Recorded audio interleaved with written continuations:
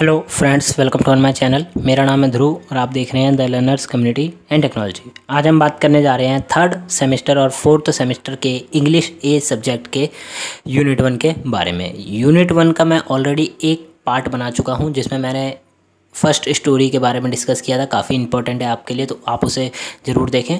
आज की वीडियो में हम बाकी जो 3 स्टोरीज़ बाकी थी छोटी छोटी, उनके बारे में आज की वीडियो में डिस्कस करेंगे। वो स्टोरीज़ नहीं, बायोग्राफीज़ हैं, ठीक है, कुछ फेमस लोगों के बारे में। तो चलिए आज की वीडियो को शुरू करते हैं। और अगर अभी तक आपने हमारा चैनल सब्सक्राइब नहीं किया तो प्लीज़ चैनल को सब्सक्राइब करें और वीडियो का डिस्क्रिप्शन बॉक्स ज़रूर चेक करें नोट्स के लिए। तो चलिए वीडियो को शुरू करते हैं। हम फर्स्ट पार्ट में ऑलरेडी काफ़ी कुछ डिस्कस कर चुके हैं, तो आज की वीडियो में हम अनदर ऑथर या फिर अनदर राइटर के बारे में पढ़ेंगे, जिनका नाम है मयंक ऑस्टन सूफी। ठीक है, मयंक ऑस्टन सूफी है, जिनकी जो बुक लिखी गई है no one can love you more, ये बुक उन्होंने लिखी है। उसके बाद बात करें ऑथर के बारे में, तो ऑथर के बारे में थोड़ी सी उनकी डिटेल्स हमें देनी ज़रूरी है। तो वो डिटेल्स कुछ इस प्रकार है कि मयंक ऑस्टन सूफी का जन्म हुआ था, was born in 1980। He is well known author and photo journalist. His real name is Mayank Singh. ठीक है, तो मयंक ऑस्टन सूफी का जन्म हुआ था 1980 में, जो कि एक काफ़ी अच्छे लेखक हैं, साथ में फ़ोटो जर्नलिस्ट हैं, और उनका असली नाम है मयंक सिंह। उसके बाद है उनके फेवरेट नॉवलिस्ट हैं जैन ऑस्टिन। तो आप कंपैरिजन कर ही सकते हैं कि ऑस्टन इनके भी सरनेम में है, और जब उनका नाम उन्होंने चेंज करा तो मयंक ऑस्टन उन्होंने भी रख लिया। उसके बाद आता है उनका जो एक फेमस ब्लॉग है, जो कि है दिल्ली वाला। ठीक है, फेमस ब्लॉग दिल्ली वाला फेमस हुआ था काफ़ी ज़्यादा, जो कि किस में पब्लिश किया गया था, हिंदुस्तान टाइम्स में। In his daily blog he always talk about rickshaw pullers, street vendors, rag pickers, migrant peoples. ठीक है, मयंक ऑस्टन सूफी जो हैं वो अपने दैनिक ब्लॉग्स में क्या पढ़ते हैं, किन लोगों के बारे में बात करते हैं रिक्शे वालों के बारे में, गली में जो लोग रेडी पे आते हैं, वेंडर्स के बारे में, साथ में कूड़ा उठाने वाले, और वह लोग जो अपना स्टेट या फिर किसी और जगह से यहाँ पे आए हैं उनके बारे में। उसके बाद आता है in this chapter we will discuss about nobody can love you more, जो कि 2012 में आई थी book. Soofi describe the life of sex worker in Delhi in famous red light district. तो nobody can love you more जो बुक लिखी गई है वो 2012 में पब्लिश्ड हुई थी। उसके अंदर मयंक ऑस्टन सूफी ने एक काफ़ी इंपॉर्टेंट टॉपिक के बारे में बात करी है, वो है सेक्स वर्कर्स। ठीक है, सेक्स वर्कर्स के बारे में बात करी है, और उन्होंने एक पर्टिकुलर एरिया चुना है, वो है दिल्ली का रेड लाइट एरिया। ठीक है, रेड लाइट एरिया कह सकते हैं, रेड लाइट डिस्ट्रिक्ट कह सकते हैं आप उसमें, जो कि जगह है ही talk about GB road in his book. उन्होंने जीबी रोड के बारे में अपनी बुक्स में बात की है। अब यहाँ से पढ़ते हैं कुछ बुक्स के बारे में। हम बात करें तो author started visiting one of the kothas there to teach English to the children for 3 year he kept visiting there. तो जो ऑथर हैं मयंक ऑस्टन सूफी, उन्होंने लगभग 3 साल तक एक कोठे पे जाना चालू करा। ठीक है, वो वहाँ पे विज़िट करते थे। किसका इनका एक मेन कारण ये था कि वो वहाँ जाके बच्चों को इंग्लिश सिखाते थे, और साथ में अपनी बुक के लिए कंटेंट ढूंढ रहे थे। मतलब उनको क्या लिखना है, किस प्रकार लिखना है, ये सब उन्होंने वहीं से पता किया। उसके बाद sex worker have always been treated with disrespect by society and their family. उन्होंने बताया कि जितने भी सेक्स वर्कर्स हैं उन्हें अपनी फैमिली मतलब परिवार की तरफ से और समाज की तरफ से डिसरिस्पेक्ट, अपमानित किया जाता है। ठीक है, उनको कभी सम्मान नहीं दिया जाता। क्यों? क्योंकि वो सेक्स वर्कर हैं। ठीक है, ये उन्होंने बताया। उसके बाद आता है Soofi take interview of shopkeepers on GB Road, a peace temple, a fellow writer and many more people who lived around the GB Road. Mayank Austen Soofi ने कई लोगों का इंटरव्यू लिया जब वो बुक लिख रहे थे या बुक के बारे में स्टडी कर रहे थे। उन्होंने बुक्स शॉपकीपर्स से इंटरव्यू लिया, ठीक है, वहाँ आसपास के दुकानदारों से इंटरव्यू लिया, एक पंडित से इंटरव्यू लिया जो कि मंदिर में था, और साथ में उन्होंने कुछ छोटे राइटर्स से भी इंटरव्यू लिया कि वो सेक्स वर्कर्स के बारे में क्या सोचते हैं, और उन लोगों से भी जो कि जीबी रोड के अराउंड रहते हैं। ठीक है, जीबी रोड के आसपास जो लोग रहते हैं उनसे भी उन्होंने इंटरव्यू लिया। उसके बाद आता most of the first chapter is conversation with Sushma, a middle class sex worker at kotha. He never called her sex worker as prostitutes. ठीक है, तो इसका मेन लाइन का मतलब यह है कि जो पहला चैप्टर आप जब इनकी बुक का पढ़ेंगे nobody can love you more, जो पहला चैप्टर है वो सिर्फ एक कन्वर्सेशन है किसके बीच में, ऑथर और सुषमा, जो कि एक मिडिल एज और मिडिल क्लास सेक्स वर्कर है वहीं जीबी रोड पे एक कोठे में। ठीक ठीक है। उसके बाद उन्होंने बताया कि he never called her sex worker as prostitute. Prostitute एक शब्द है जो कि इंग्लिश में यूज़ किया जाता है। सेक्स वर्कर्स थोड़ा सा धीमा शब्द लगता है सुनने में, बट अगर हम बात करें प्रोस्टिट्यूट का तो मतलब है वो अलग ही शब्द हो जाता है, उसका एक अलग ही मीनिंग बन जाता है। ठीक है, तो ऑस्टन सूफी ने कभी भी किसी भी सेक्स वर्कर को प्रोस्टिट्यूट्स के नाम से नहीं बुलाया। उसके बाद Sushma treat him like a friend, he cook food for him, offer him to colour her hair with henna. जो सुषमा है वो सूफ़ी को, ऑस्टन सूफ़ी को एक दोस्त की तरह ट्रीट करती थी, उनके लिए खाना बनाती थी और साथ में उन्हें सर्व करती थी, अपने बालों में कलर करने के लिए कहा करती थी जब भी वो विजिट करते थे। Sushma had a close friend Chhavi who lived at GB Road. She never contact her Sushma after the living the place. जो कि सुषमा की एक फ्रेंड छवि थी जो कि वहीं रहा करती थी, बट जब छवि ने वो जगह छोड़ दी तो उसके बाद छवि ने कभी भी सुषमा से कांटेक्ट करने की कोशिश नहीं की, ये बताया गया है। In long passage author describe the room of Sushma, the faded mattresses, plastic plates, aluminium bowls, half jar of rice and full of sad effect. अब एक बड़े से पैराग्राफ में राइटर हमें ये बताते हैं कि सुषमा का रूम किस प्रकार का है। उन्होंने बताया कि फेडी मैट्रेसेस, फटे पुराने मैट्रेसेस, मतलब ज़मीन पे बिछाने वाले मैट्रेस हो सकते हैं, ठीक है, और एक जार में आधा जार चावल रखे हुए हैं, साथ में प्लास्टिक की प्लेट्स हैं, एल्युमिनियम की चम्मच हैं, और जितना भी आप उस जगह को देखेंगे आपको कैसा फील होगा, सैड इफेक्ट फील होगा। She doesn't have a spoon to give author while serving the food. ठीक है, तो सुषमा के पास एक चम्मच भी नहीं थी कि वो ऑथर को दे जब वो उसे खाना परोसते हैं। ठीक है, उसके बाद नैरेटिव स्टाइल की बात करें तो take interview over 3 years while learning about the place and the sex worker. Mayank Austen Soofi ने लगभग 3 साल तक इंटरव्यूज़ लिए, किसके बारे में, सेक्स वर्कर्स के बारे में, बुक लिखते समय। He allows people to tell their story as far as possible in their words. जो राइटर हैं, ऑथर हैं, वो किसी भी व्यक्ति को कभी मना नहीं करते कि वो अपनी स्टोरी कम बताए। वो चाहते हैं कि वो अपनी जितनी स्टोरी बता सके अपने शब्दों में उतना ही अच्छा है उनकी किताब के लिए। He makes his narrative more convincing. ठीक है, तो जब भी कोई व्यक्ति अपनी स्टोरी अपने शब्दों में बताता था तो इससे उनकी जो स्टोरी है, बुक है, वो और भी ज़्यादा कन्विंसिंग बन जाती है लोगों के बारे में। उसके बाद ऑथर एक चीज़ बताते हैं, वो ये है कि ही डिस्क्राइब सुषमा, ही राइट्स, उन्होंने सुषमा के बारे में एक छोटा सा कोटेशन लिखा है, वो है कि she is a sex worker, her rate is 150 rupees, but after bargaining it can come down to 120 rupees. Customer can bring down for 100 rupees. Journalists are taught keep an emotional distance between themselves and their subject matter. तो सुषमा के बारे में ये बताते हैं कि सुषमा एक sex worker है जो कि 150 रुपीज़ उनका रेट है, बट कभी कभी कम होते होते कोई स्मार्ट कस्टमर आ जाता है तो वो 100 रुपीज़ तक भी आ जाता है। ठीक है, और एक लाइन और बताते हैं वो कि जर्नलिस्ट को ये सिखाया जाता है कि वो अपने इमोशनल, ठीक है, हमें अपने इमोशंस को और अपने मैटर को, सब्जेक्ट मैटर को, दोनों को अलग अलग रखें। ठीक है, उसके बाद यहाँ पे 2 क्वेश्चन बताए गए हैं, आप देख सकते हैं ये 2 क्वेश्चन हैं, तो आप इनको चेकआउट कर सकते हैं, इनके आंसर आपको इसी चैप्टर में मिल जाएंगे। उसके बाद बात करें हम दूसरे राइटर की, तो जिनका नाम है किशहल्या भट्टाचार्य। ठीक है, back to where I never belong, ये उनकी बुक है। अब उसके बाद बात करें ऑथर के बारे में, तो जो ऑथर है उनका जन्म हुआ था 1969 में। He is well known academic documentary film maker and farmer senior journalist.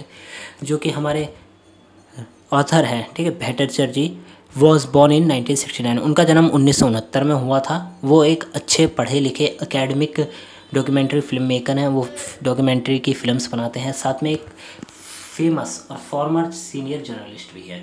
He is founder director of reach out foundation, उन्होंने एक रीच आउट फाउंडेशन नाम से एक फाउंडेशन भी खोली। He born in Guwahati and take education in Shillong. He was also an editor in NDTV. ठीक है, तो ये जो हमारे ऑथर हैं किशहल्या भट्टाचार्य, वो एक सीनियर या कह सकते हैं कि एडिटर भी रहे NDTV चैनल में। उसके बाद बात करें हम उनके बारे में, तो ही हैज़ ऑथर्ड 3 बुक्स, उन्होंने 3 बुक्स लिखी हैं on his experience while journaling. ठीक है, तो उन्होंने 3 बुक्स लिखी हैं अपने एक्सपीरियंस के बेस पे, जो कि है चाय in Sapna Bazaar, tales of exile, belonging from India's north east, blood on my hands and then an unfinished revolution. ये उन्होंने 3 बुक्स लिखी है। अब ऑथर के चैप्टर के बारे में बात करें हम कि ऑथर ने चैप्टर में क्या लिखा है, तो वो हमें बताते हैं नॉर्थ ईस्ट के लोगों के बारे में कि उनकी ज़िंदगी किस प्रकार होती है जब वो वहाँ से किसी बड़े भारत के किसी बड़े क्षेत्र में आते हैं। ठीक है, तो India has a uncomfortable record of recall prejudice against people from north east in its major country cities. ठीक है, तो इंडिया का कोई अच्छा रिकॉर्ड नहीं रहा है उन लोगों के बारे में जो कि नॉर्थ ईस्ट से किसी इंडिया की किसी बड़ी सिटी में आते हैं। ठीक है, तो जैसे कि आप देख सकते हैं कि नॉर्थ ईस्ट से कोई भी व्यक्ति आए और आके दिल्ली में बसे तो उसे इतना अच्छा फील नहीं होगा जितना उसे अपने इलाके में फील होता है, पहली बात। दूसरी बात कि लोग उसे उसी प्रकार ट्रीट करेंगे। ठीक है, तो एक ये बताया उन्होंने। Bhattacharya ji spend his childhood in Shillong during in its trouble in its history. ठीक है, तो भट्टाचार्य जी ने अपना हिस्ट्री मतलब अपने पास्ट में उन्होंने काफ़ी कुछ देखा है। ठीक है, और उन्होंने अपना बचपन काफ़ी ज़्यादा ट्रबल्स परेशानियों में बिताया है। इन 1979 Shillong become capital of Meghalaya. The author left Shillong around 1990s. He returned after 15 years and take walk through town. Author ने 1972 में बताया, उन्होंने बताया कि 1972 में शिलोंग को मेघालय की राजधानी बना दिया गया। 1990 में उन्होंने शिलोंग को छोड़ दिया और उसके 15 साल बाद वो पहुँचे वापसी शिलोंग। और जब वो पहुँचे तो उन्होंने एक दौरा करने की सोचा कि मैं दौरा करके आता हूँ, वॉक थ्रू टाउन। ठीक है, अपने टाउन का एक राउंड मार के आता हूँ। उसके बाद उन्होंने बताया after returning Shillong he notice that Shillong has lost he its charm, too many overhead wire and vehicle crowded in the street, but the attitude of people towards non local is unchanged. उन्होंने बताया कि जब वो शिलोंग पहुँचे और वो जब दौरा कर रहे थे तो उन्होंने देखा कि शिलोंग ने अपनी सुंदरता को खो दिया काफ़ी हद तक। अब वहाँ पे भीड़ भड़ाका हो गया है, काफ़ी सारे व्हीकल वाहन हो गए हैं, वाहनों की भीड़ देखी। साथ में उन्होंने देखा कि काफ़ी सारे तार, ठीक है, ओवरवर्ड उनके सर के ऊपर काफ़ी सारे तार चल रहे हैं। But the attitude of the people towards the non local is unchanged. जैसा कि वहाँ के लोग अपने आसपास के नॉन लोकल लोगों के बारे में सोचते हैं उसी प्रकार का वो आज भी सोचते हैं। ठीक है, मतलब उनका एटीट्यूड चेंज नहीं हुआ, वो गलत तरह से उन्हें ट्रीट करते हैं। इस प्रकार उन्होंने बताया।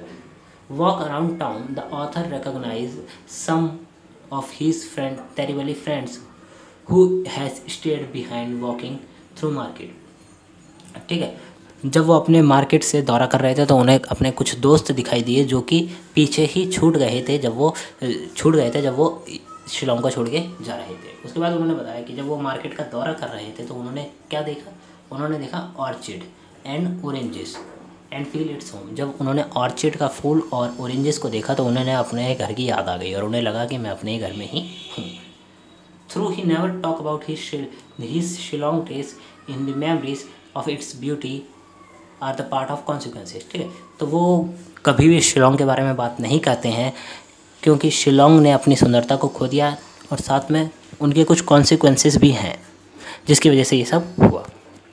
अब बात करें, कुछ क्वेश्चंस दिए गए हैं, आप इन क्वेश्चंस को चेकआउट कर सकते हैं। डिस्क्रिप्शन बॉक्स में दिए गए लिंक से आप नोट्स को डाउनलोड कर सकते हैं हमारे टेलीग्राम के ग्रुप पर जाकर। तब जो लास्ट हमारे राइटर आते हैं उनका नाम है स्टीव जॉब्स, जिनकी बुक लिखी थी, जिनकी बायोग्राफी लिखी थी वॉल्टर इसेशियन ने। तो चलिए शुरू करते हैं। About the author, Walter Isaacson 1952, American author, journalist, historian and academic, formed CEO of CNN magazine. Walter जो हैं वो एक अमेरिकन ऑथर हैं, एक जर्नलिस्ट हैं, एक हिस्टोरियन है, मतलब एक इतिहास ज्ञाता हैं, और साथ में आप कह सकते हैं कि academic, formed CEO of CNN एक चैनल है, उसमें एक मैगजीन प्रोड्यूस की जाती है, उसके CEO भी यही हैं। He is author of some well-known biography like Benjamin Franklin, an American in Life, and second Albert Einstein, His Life and His Universe। ऐसी दो, बेंजामिन फ्रैंकलिन के बारे में और एल्बर्ट आइंस्टाइन के बारे में वॉल्टर इसेशियन ने बुक लिखी है। उसके बाद it was set Steve jobs who approached. ठीक है, स्टीव जॉब ने उन्हें अप्रोच किया 2004 में। ठीक है, स्टीव जॉब्स ने उन्हें कहा कि आप मेरी बायोग्राफी लिखिए, जब वो 2004 के सन में थे। Requested him to write his biography but at that time Walter was not convinced that this time was right. तो वॉल्टर ने सोचा कि ये समय अभी गलत समय है स्टीव जॉब्स की बायोग्राफी लिखने का। इसका उन्होंने एक कारण बताया कि अभी आपको अपनी ज़िंदगी में काफ़ी कुछ अचीव करना है और आप अभी काफ़ी ज़्यादा यंग हैं, ठीक है। तो इस समय आपकी बायोग्राफी लिखने का कोई इतना महत्व नहीं है। Job related Lee Steve young and had so much more to accomplish, ठीक है। स्टीव जॉब्स को काफ़ी कुछ पाना था अपनी ज़िंदगी में, इसीलिए उन्होंने वॉल्टर ने उनकी बायोग्राफी नहीं लिखी। Steve jobs made another request. 2009 में स्टीव जॉब्स ने दोबारा वॉल्टर स्टेशन को बुलाया और कहा कि आप मेरी बायोग्राफी लिखिए। और इस समय स्टीव जॉब्स ने उन्हें अपनी बीमारी के बारे में भी बता दिया था, जो कि थी कैंसर की बीमारी, ठीक है। स्टीव जॉब्स कैंसर से सफ़र कर रहे थे 2009 के दौरान, तो उन्होंने वॉल्टर स्टेशन को बताया कि आप मेरी बायोग्राफी लिखिए। तो इस समय वो राइटर या कह सकते हैं ऑथर मान गए उनकी बायोग्राफी लिखने के लिए। उसके बाद आता है job was keeping that station talk to many peoples could as assured him that would not even read the book it was published, ठीक है। तो वॉल्टर ने ये कह सकते हैं कि जॉब ने ये सब वॉल्टर को बताया कि मैं अपनी बुक नहीं पढ़ूंगा जब तक ये पब्लिश नहीं हो जाती। और वॉल्टर ने काफ़ी लोगों से इंटरव्यूज़ लिए स्टीव जॉब्स के बारे में, काफ़ी हद तक इंटरव्यूज़ लिए। The book was published in 2011 exactly 19 days jobs died, ठीक है। 19 दिन पहले जॉब्स गुजर चुके थे, उसके बाद 19 दिनों बाद उनकी बुक पब्लिश की गई। It was New York Times best seller that all records are broke of seller of the biography, ठीक है। तो स्टीव जॉब्स की बायोग्राफी इतनी ज़्यादा फेमस हुई कि न्यूयॉर्क टाइम्स के सारे रिकॉर्ड्स टूट चुके थे उस समय बायोग्राफी के बेसिस पे। Session got the financial time and Goldman sketch business book of award for it, ठीक है। वॉल्टर को काफ़ी सारे अवार्ड्स दिए गए इस बुक को लिखने के लिए। इसके बाद Steve Jobs is one of the most, अब यहाँ पे हम स्टीव जॉब्स की बात कर रहे हैं, तो Steve Jobs is one of the most famous person in 20th century. 20वीं शताब्दी में स्टीव जॉब्स सबसे ज़्यादा फेमस व्यक्तियों में से एक थे। उन्होंने रिस्पॉन्सिबिलिटी ली किस काम की? Personal computer revolution in United state. उन्होंने 20वीं शताब्दी में प्रत्येक व्यक्ति को कंप्यूटर देने के लिए एक तरह से आप कह सकते हैं क्रांति की शुरुआत की, ठीक है। उसके बाद उन्होंने बनाया Apple first visioning personal computers and the founder computer in 1979 to sell it, ठीक है। उन्होंने एप्पल फर्स्ट बनाया जो कि 1997 में सेल होना शुरू हुआ। Later they launch Apple second most successful computer. फिर उन्होंने एप्पल सेकेंड बनाया जो कि सबसे ज़्यादा सक्सेसफुल कंप्यूटर रहा उस समय के दौर में। उसके बाद आता है कि he was fired from Apple. 1985 आप देख सकते हैं 1985 में स्टीव जॉब्स को एप्पल जो कि कंपनी उन्होंने ही स्टार्ट करी वहाँ से निकाल दिया गया। इसका कुछ कारण था, वो था वहाँ के कुछ मेंबर्स, ठीक है, फ्यू एम्प्लॉयज़, कुछ मेंबर्स, बोर्ड ऑफ डायरेक्टर्स ने स्टीव जॉब्स को बाहर कर दिया था। After fired Apple from Apple he started next computer development company. उसके बाद स्टीव जॉब्स ने NEXT के नाम से एक कंप्यूटर कंपनी बनाई। उसके बाद वो कुछ खास नहीं चली। उसके बाद उन्होंने एक और चीज़ बनाई, वो है इन 1986 he found new company Pixar. उन्होंने एक पिक्सर कंपनी बनाई। आपने टॉय स्टोरी मूवी तो देखी ही होगी, तो जो टॉय स्टोरी मूवी है वो स्टीव जॉब्स के द्वारा बनाई गई है, ठीक है, उनकी कंपनी के द्वारा जिसका नाम है पिक्सर, उन्होंने बनाई है, ठीक है। 3D एनिमेटेड फिल्म जो कि दुनिया की सबसे पहले 3D एनिमेटेड फिल्म थी टॉय स्टोरी, जो कि 1995 में पब्लिश की गई। Apple acquired next in 1997। 1997 में एप्पल कंपनी ने नेक्स्ट कंपनी को अपने अंडर कर लिया, मतलब ख़रीद लिया, और स्टीव जॉब्स को दोबारा से एप्पल कंपनी में CEO की पोस्ट दी गई। उसके बाद जो आप पढ़ सकते हैं लाइनों में लिखा है कि जो आधा खाया हुआ एप्पल है वो दुनिया का सबसे ज़्यादा जाने माना ब्रांड बन गया। उसके बाद आता है सर्च, ठीक है। तो 1974 on the advice of friend he decided to travel India and left job from video game company and went India in a search of grow. 1974 में स्टीव जॉब्स ने अपनी गेमिंग कंपनी, आप कह सकते हैं कि वो एक गेमिंग कंपनी में काम कर रहे थे, उस कंपनी को छोड़ा उन्होंने और वो इंडिया गए ट्रैवल के लिए। किस लिए? उसका एक कारण था क्योंकि वो एक गुरु से मिलना चाहते थे। एक फ्रेंड ने, उनके कॉलेज फ्रेंड ने बताया कि आप एक गुरु से मिलिए जाके वहाँ पे, ठीक है, तो आपको इनर पीस मिलेगी, मतलब आंतरिक शांति मिलेगी, इसीलिए वो वहाँ गए। फिर when he reached India he found that guru has already died few years. यहाँ पे फ्यू ईयर्स के बदले फ्यू मंथ आएगा, ठीक है। कुछ महीने पहले ही गुरु का देहांत हो चुका था, मतलब गुरु जी गुजर चुके थे। उसके बाद he continued to practice meditation in whole life, always in a search of inner peace. आंतरिक शांति के लिए उन्होंने अपने पूरे जीवन भर उन्होंने मेडिटेशन, योगा करा, ठीक है। मेडिटेशन, ध्यान लगाया। अब एट्री जो कंपनी है ये एक गेमिंग कंपनी है, ठीक है। एट्री एक गेमिंग कंपनी है। और उसके बारे में बताते हैं कि job joined read college in 1974 and dropped few month. Steve Jobs ने 1974 में कॉलेज ज्वाइन करा और उसके कुछ महीनों बाद कॉलेज को छोड़ दिया। इसका कारण ये था कि he don't want to waste time and money of his family. वो अपना समय और अपने घर वालों का पैसा बर्बाद नहीं करना चाहते थे। उन्होंने एक एडवर्टाइजमेंट पढ़ा, किसमें, एक एडवर्टाइजमेंट पढ़ा न्यूज़पेपर में, जो कि एक गेमिंग कंपनी के बारे में था जिसका नाम था Atari, gaming making company. Did not talk, ठीक है। उसके बाद जब वो कंपनी ज्वाइन कर ली तो वो क्या करते थे, did not talk with their colleagues in good behaviour. Steve jobs अपने कॉलीग्स, अपने साथ वर्कर्स से अच्छे से बात नहीं करा करते थे, ठीक है, ज़्यादा बात नहीं करते थे। वर्क एज ए टेक्नीशियन, वो वहाँ पे टेक्नीशियन के रूप में काम करते थे।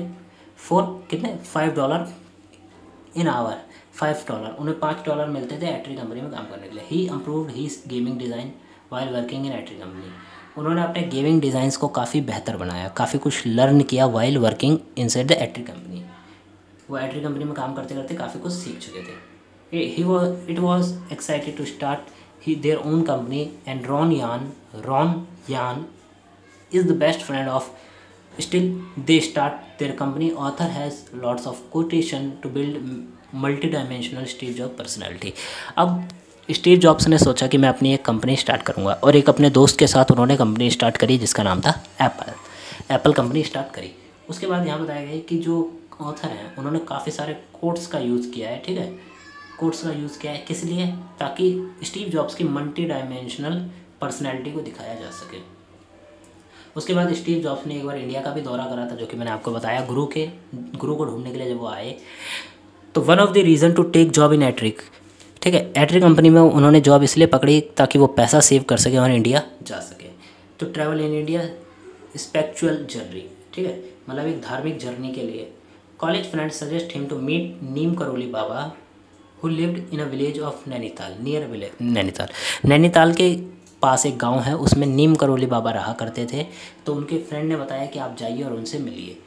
Jobs made his interest in meditation as job said, for me it was a serious search, I wouldn't turn on it to idea engagement and trying to figure out who I was and how I fit in to things. तो Steve Jobs ने बताया कि ये जो मैंने search किया अपने जीवन में, मैं इंडिया गया, मैंने वहाँ कुछ ढूंढा, वो मेरी एक काफ़ी ज़्यादा सीरियस सर्च थी, ठीक है। मैं ये जानना चाहता था कि मैं कौन हूँ और मैं कहाँ पे फिट होता हूँ, इस बारे में उन्होंने बताया। उसके बाद वो बताते हैं हमें, तो उन्होंने फटाफट जॉब छोड़ी, ठीक है, और इंडिया चले गए, किस लिए, इनर पीस की सर्च में। ही टुक फ्लाइट फ्रॉम न्यू दिल्ली, उन्होंने नई दिल्ली के लिए फ़्लाइट पकड़ी, वो वहाँ पे रुके। फिर कुछ दिन बाद वो हरिद्वार चले गए कुंभ का मेला देखने के लिए। उसके कुछ दिनों बाद, after few days, he went ashram to Neem Karoli Baba, but Baba had already died few month ago. कुछ महीने जब वो बाबा से मिलने पहुँचे तो उन्हें पता चला कि बाबा कुछ महीने पहले ही गुजर चुके हैं। Where he lived in a local family to feed him, ठीक है, वहाँ पे वो एक छोटी सी लोकल फैमिली में रुके जो कि उन्हें खाना खिलाती थी। ही फाउंड, यहाँ पे ही आएगा नॉट वी। उन्होंने एक कॉपी ढूंढी, ठीक है, उन्हें एक बायोग्राफी की कॉपी मिली, ऑटोबायोग्राफी, जो कि थी योगी बुक का नाम था बाय पराशना योगेंद्रा, इनके द्वारा लिखी गई ऑटोबायोग्राफी उन्हें मिली। उसके बाद आता है when he goes to young guru. अब यहाँ पे मैं आपको समझा देता हूँ कि जब वो अपने घर से निकले, मतलब जो लोकल फैमिली में रहा करते थे, वहाँ से निकल के किसी यंग गुरु के पास गए तो यंग गुरु उन पे हंसने लगे। इसका कारण ये था कि उनके शेव नहीं थी, उनके बाल बड़े बड़े थे, वो एकदम अजीब से लग रहे थे। तो गुरु उन्हें ले गए एक जगह पे जहाँ पे उनका शेव किया गया, और उसके 7 मंथ बाद वो वापसी अमेरिका के लिए चल दिए। हिज फ्रेंड कोटी is that morning and evening he wouldn't meditate and study, ठीक है। तो जो स्टीव जॉब्स हैं फिर वो वहाँ से आए और उन्होंने सुबह और शाम को मेडिटेशन करना चालू कर दिया, और उनका फ्रेंड भी यही करता था। The search. Steve Jobs was 19 when he traveled India, but he is interested in Hindu religious philosophy and Jain Buddha continued to rest of his life. जब स्टीव जॉब्स 19 साल के थे तब उन्होंने भारत का दौरा कर लिया था और साथ में उन्होंने ये भी बताया कि उनका इंटरेस्ट हिंदू धर्म में था, साथ में उनकी फ़िलॉसफी में था, वो जैन बुद्धा के बारे में जानना चाहते थे अपने पूरे जीवन भर, ये उन्होंने बताया। उसके बाद आता है next, the people in India countryside don't use their intellect like we do. तो ये उन्होंने एक कोटेशन बताया है कि भारत के पीपल अपना अधिकांश दिमाग जो है, या फिर आप कह सकते हैं कि वो ज़्यादा यूज़ नहीं करते जितना कि वो लोग करा करते थे। इस प्रकार से उन्होंने बताया, they use their institution instead of their intuition as is far more developed than its rest of the world. Institution is very powerful things much more painful than intellect in my opinion that had a big impact on our works. तो ये उन्होंने बताया। उसके बाद है state to regular classes. तो Steve Jobs ने regular classes लिए किस चीज़ की, मेडिटेशन की, इन लॉस एंजलिस में, जहाँ पे उनका एक न्यू ब्रांच खुल चुका था। उसके बाद एक ब्रेकआउट नाम का आपके में टॉपिक दिया गया है। तो after return from India, Steve jobs जब भारत से वापसी आए और उन्होंने एटरी कंपनी को ज्वाइन किया तो उनका एक दोस्त वहाँ पर रहा करता था, वुजनिक, ठीक है। उन्होंने उनके ऊपर इल्ज़ाम लगाया कि तुमने मुझे एक चीज़ नहीं बताई। वो क्या नहीं बताई थी कि स्टीव जॉब्स को $700 का बोनस मिला, ऑफ़र किया गया था by Bushnell, either not did share it, ठीक है। तो स्टीव जॉब्स ने ना ही वो बात अपने दोस्त के साथ शेयर करी और ना ही उसे बताई। तो इसके ऊपर उन्होंने बताया। इसेशनल ने हर कुछ सब कुछ स्टीव जॉब्स की बायोग्राफी में बताया। तो अगर आप पढ़ना चाहते हैं तो आप उस बुक को खरीद सकते हो, स्टीव जॉब्स की बाय वॉल्टर इसेशन, और आप उसे पढ़ सकते हैं, ठीक है। काफ़ी इंटरेस्टिंग बायोग्राफी। उसके बाद यहाँ पे 4 क्वेश्चन दिए गए हैं, आप इन क्वेश्चंस को देख सकते हैं। काफ़ी इंपॉर्टेंट क्वेश्चन है, बुक में से ही ये क्वेश्चन है और कुछ क्वेश्चन बाहर थे। तो ये थी आपके आज के चैप्टर की वीडियो। आपको वीडियो कैसी लगी आप हमें जरूर बताएं। वीडियो अच्छी लगी तो वीडियो को लाइक करें, चैनल को सब्सक्राइब करें।